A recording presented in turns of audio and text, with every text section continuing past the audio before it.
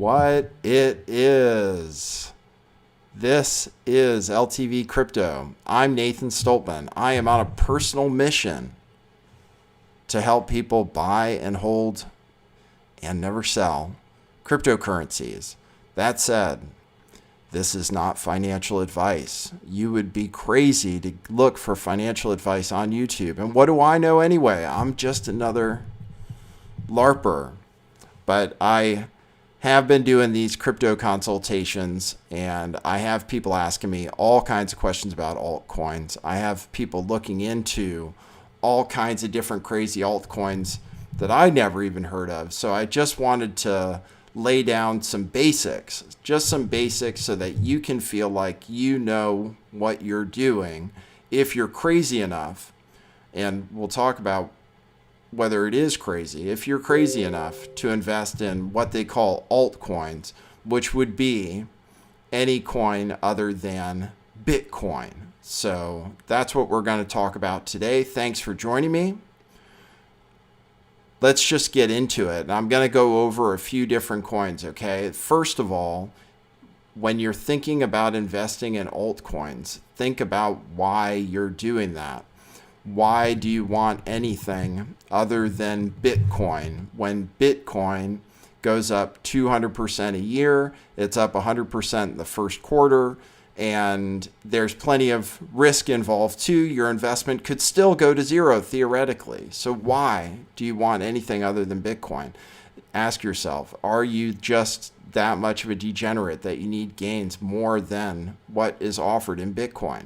Okay, so I recommend, and gosh, it's hard because I don't want to give financial advice, but I would say having all of your cryptocurrency in Bitcoin isn't a bad idea. And definitely having at least half of your cryptocurrencies invested in digital gold is not a bad idea when things go down. And I was there. I'm giving you advice as someone who's been there, done that. When stuff went down last time, altcoins went down way more than Bitcoin. And I was into altcoins, and I have the regret of not buying more Bitcoin when I was messing around with shitcoins, some of which went down to pretty much zero. So I'm talking to you from experience, and personally, I like to have at least half of everything in Bitcoin. That said, if you're thinking about getting into altcoins, just think about it with a little more sophistication than everybody else. The first thing I'm going to tell you is not to look at the price of the altcoin you're looking at. We can start out with Dogecoin, which a lot of people are excited about. Don't look at the price. Look at the market cap, and then have a story for why the market cap is going to go higher and how much higher you think it's going to go. You know, have a story in your head, because with altcoins, you might want to sell one day. Not for fiat, but you might decide at one point that your altcoin has gone up as high as you think it was going to, or as high as the story deserves for the time being, and you might want to swap back out into something more secure like Bitcoin or Ethereum. So let me jump to coinmarketcap.com and tell you what I'm talking about with the price, okay? Because Dogecoin is about 6 cents. And so a lot of people want to invest in Dogecoin because they can get a bunch of Dogecoins and they think it's going to go to $1, or they think it's going to go to $10, or I don't know exactly what's in their head. But realize that Dogecoin is not exactly a penny stock. Dogecoin, if you go down here on coinmarketcap.com, you can see it. It is the number 18. It is in the top 20 cryptocurrencies of all time right now, with a market cap of $7.5 billion.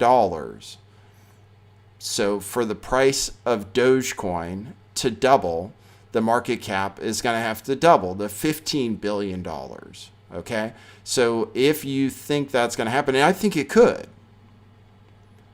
I think there is some upside to Dogecoin. I don't have a problem with Dogecoin. I know the story of Dogecoin, and I'm going to talk about how you can think about the mechanics of it too and the tokenomics of it. But I think it's going to go up. But I have a few Dogecoin. I am selling when it gets to 25 cents. So to me, I say it's got a 5x possibility on it. I think that's maybe as far as the joke can go. Even though I think it's there's a lot of things to be said for it. It's actually a great cryptocurrency. It's based on LiteCoin, and it could totally become the world reserve currency in some crazy Dogecoin, Elon Musk world where we all live on Mars. And you could invest in that possibility. That's the thing. Picking an altcoin is up to you. It's all about the story in your head. If the story is, for you, that Dogecoin is going to become the world reserve currency and it's going to take over from Bitcoin, then there's a lot of upside to Dogecoin. And maybe it will go to $1. Maybe it'll go to $10. But it's all up to you. Just realize when you see the price, price doesn't really mean anything except as what part of the total market cap it is. So for another example, ADA, Cardano, is $1.21. But it's the number 5 cryptocurrency by market cap with a value of almost $40 billion. Now, I really wanted to get myself some Cardano and didn't.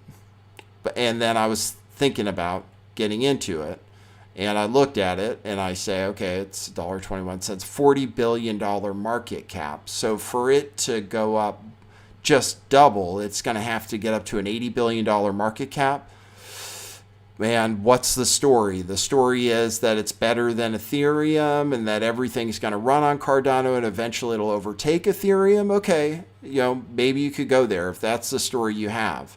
But once again, just because it's $1.21 doesn't mean anything. It's the same with XRP, which is now 60 cents and has a market cap of $27 billion.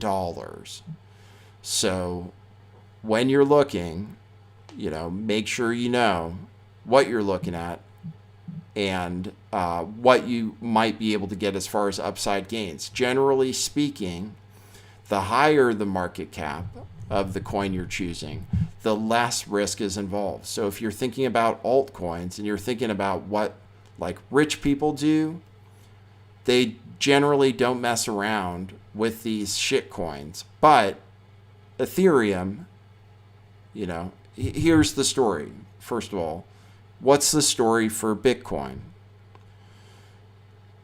It has a market cap of $1 trillion, $1.1 trillion, and the price is $59,000. And people say, oh, it's too expensive, I want to buy something else. Well, the market cap is $1.1 trillion, but what's the story for Bitcoin? Well, the story for Bitcoin for me is pretty easy, is that it's digital gold. It's better than gold. So what's the market cap of gold? Gold is above ground gold is about $10 trillion. So my story for Bitcoin is it's digital gold. It's going to catch gold. So there's a 10x upside. Once again, so anything else I'm looking at, I want to look for something that's going to do better than Bitcoin. Which is a degenerate thing to think. But if I'm looking at something other than Bitcoin, I want something that's going to actually potentially do better than 10x or at least do better than Bitcoin in the short term. And Bitcoin, once again, was up 100% the first quarter. Ethereum is a pretty solid blue chip cryptocurrency, and there's a real story there too. Ethereum has a market cap of $240 billion. And the story for Ethereum is it's like investing in the internet. It's like investing in oil. Everything runs on Ethereum. Ethereum might one day be bigger than Bitcoin. That's the story. So is it worth having some Ethereum? Yeah, the third part of the equation, were there three?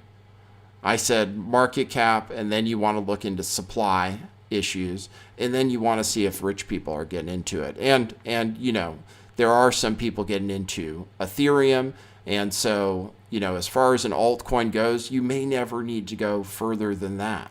You know, anything you do down the list, you're going to be taking on more risk. And once again, when things go down, you know, altcoins tend to go down further. So just remember that. When things go up, it's great and you feel like a genius. But when things go down, you're going to wish you had more Bitcoin. So take that away from this lesson. Now, you've learned the basics, right? Price doesn't matter. Price doesn't matter. Market cap matters. I can explain that to you in other ways too. Now, tokenomics. This is the part of the business I think they call tokenomics, where you look into total supply, scarcity, how many coins are coming out in the future, what kind of inflation there's going to be. And so starting with Bitcoin, which is very scarce and which we love because it's scarce, and that helps it as a store of value, the scarcity, 21 million coins will ever be made total. Here on CoinMarketCap, it gives you a little gauge letting you know 18,600,000 Bitcoin are outstanding. So you have that much inflation left to get to 21 million, but your total market cap is going to be 21 million coins total. So whatever proportion of the whole you have, if you have one Bitcoin, you have one of the 21 million that'll ever be. Let's look at another coin. Let's look at Filecoin for tokenomics. Filecoin has had a huge run. It's gotten itself up into the top 13 cryptocurrencies right now, even though it's way down over the last 24 hours. It had a huge run. You can go to, but if you look here, it says there are 63 million Filecoins so far, and this bar is barely even registering that. Well, you can do research here on CoinGecko too. I'm going to look up Filecoin. And I was doing this research when I was thinking about whether I should buy more Filecoin or get some Aave, which was about the same market cap. So here's Filecoin, and you can take a look right here. This is real easy, basic way to just do some tokenomics research and give you an advantage over other people who really don't know what they're doing. That's the advantage. Circulating supply here, it says, is 63 million coins out of a total supply coming of 1.9 billion coins. So whatever Filecoin is worth now, eventually there are going to be almost 2 billion coins, and there are only 63 million outstanding right now. So then you get into the fully diluted market cap for Filecoin, which means once all the coins come out, if the coin stays the same price as it is right now, the fully diluted valuation, which you can see right here, for Filecoin is $334 billion. In other words, 1/3 of the way to Bitcoin in the end, once all those coins come out. So you have to ask yourself, what that means is if you keep holding your Filecoin and the value of Filecoin as a whole does not grow, then your token will go down in value naturally. It's the same thing with Doge too. Dogecoin has another kind of tokenomics. Dogecoin makes 5 billion Dogecoin every year and will do it until infinity, theoretically. So your Dogecoin, in order for your token to maintain value, the value overall of Dogecoin needs to continue going up just for you to stay even. Okay, so this is the beauty of Bitcoin and other things that have more scarcity, is that you are not going to get diluted as more coins come out. So, and you can learn about this stuff. You can do simple research. CoinGecko will tell you about the coins, and then you'll know, what you're doing. And then if you do these basic things, look at the market cap, look at the value, you want to invest in something that beats Bitcoin, ideally, and that moves its way up the ranks. And then you have to decide, once you've gotten to your target, is it a good time to switch out into some Bitcoin and Ethereum? For example, Chainlink was a great token. Chainlink made a huge move. People love Chainlink. I have nothing bad to say about it. It made a huge run in 2020. And it's still up. You could have got, if you'd been listening to my show, for example, you could have got Chainlink under $1 based on listening to the Lift the Veil show. And now it's about $30.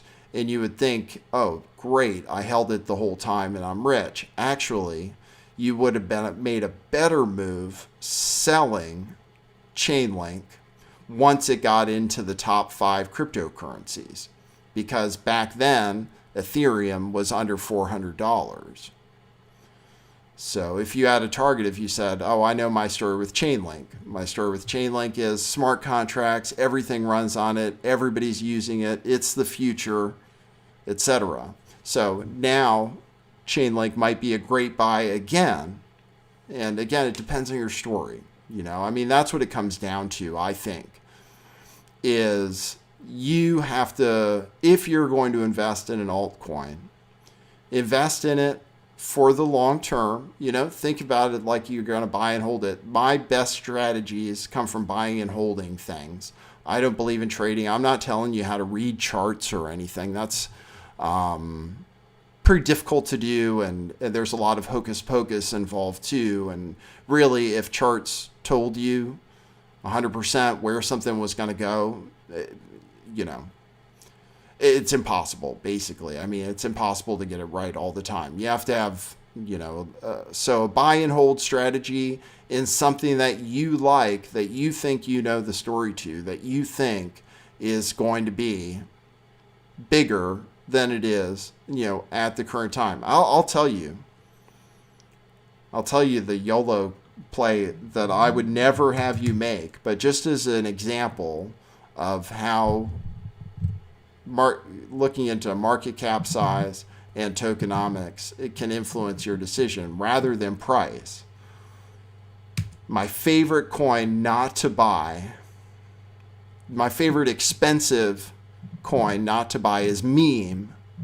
And if you want to look at the price, it's really expensive. It's almost $3,000 a coin. And it has a super low market cap.